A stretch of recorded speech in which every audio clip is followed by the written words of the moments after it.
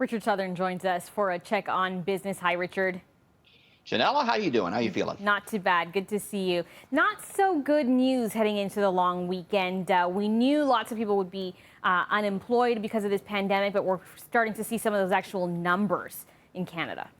Astounding numbers. Stats Canada came out this morning and said the Canadian economy in the month of March lost 1 million jobs. Wow. I mean, if you had told me, Janelle, like 2 months ago, I'd be reporting on that. I would have said you're crazy, but this is the new reality. We knew it was coming. The unemployment rate surging all the way from 5.6% to 7.8%. Part-time jobs down by more than 500,000. Full-time jobs down by 474,000. So everything was down. The province of Ontario losing 400,000 jobs, something the premier called unthinkable. But you know what? Even with this disastrous numbers, the TSX and Wall Street moved higher today. We actually had a great week for stocks. We had the TSX up 230 points today, up 7% on the week.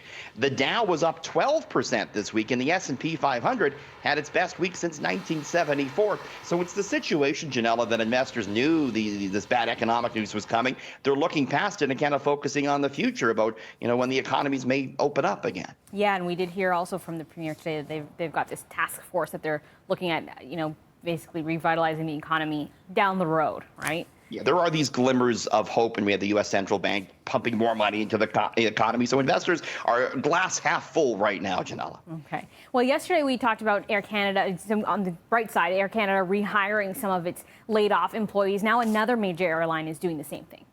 WestJet following in Air Canada's footsteps, and it is hiring back thousands of laid-off workers now that the government has agreed to pay the majority of their wages.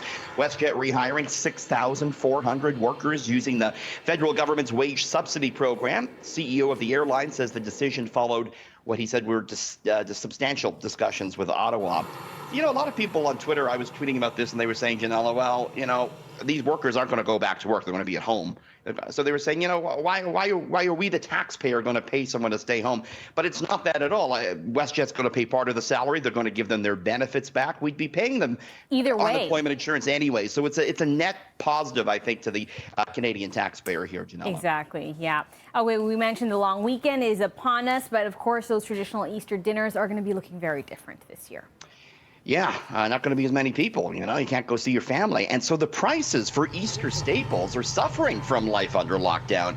Janella, wholesale ham prices have fallen to the lowest in 10 years, down to 40 cents a pound. Wholesale lamb prices also down 20% over the past month. Easter is normally one of the biggest sales periods for both ham and lamb. But as you say, with families not getting together, nobody's going to put the big roasts out on the table. Then there are those Easter treats. Easter chocolate sales down 21% over last year, and the main ingredient in chocolate responding in kind, cocoa futures down sharply after hitting a high in February. I bought some Easter chocolate the other day, but it's already gone, unfortunately. Well, you can get some more. There'll be no shortage of Easter chocolate if sales are down. Yeah, I know people are still going to buy their chocolate, but I mean those big roasts, they're not going from the grocery store this year. Yeah, or we still saw lots of big lineups outside the grocery store today because they're going to be closed tomorrow. So maybe people will still make the roast, and that's just dinner for all of next week. Maybe so. A lot of social distancing making those lines go quite big. Janella, you and I are back just after 6:30. We're looking at an Ontario family doing an incredible recreation of a television show right in their own home. You got to see this just after 6:30. Can't wait, Richard. We'll see you then. Thanks.